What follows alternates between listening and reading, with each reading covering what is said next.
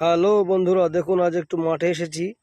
তো এই যে দেখুন, এটা হচ্ছে পেয়ারার চারা, ছোট্ট হাইব্রিড। এই যে দেখুন পেয়ারা চলে এসেছে, দেখেছেন কি দুনিয়ায় এসেছে ভাই, এতটুকু গাছে ফল ধরেছে। এই যে দেখুন, এই যে দেখুন, এগুলো বেগুন, এগুলো শশা, এদিকে আছে কুলের চারা, পেয়ারার চারা, আর এই টোটাল মাঠটা আছে শশা গাছ। এই যেগুলো বেগুন গাছ, এগুলো শশা গাছগুলো অতিরিক্ত বৃষ্টির কারণে নষ্ট হয়ে যাচ্ছে।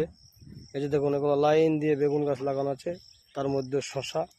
আর একটা জিনিস আপনাদের দেখাচ্ছি, এই যে দেখুন, এগুলা কিসের চারা? এগুলো হচ্ছে বাঁধাকপির চারা, যেগুলো পাতাকপি বলে। পাতাকপির চারা এইভাবে দিতে হয়।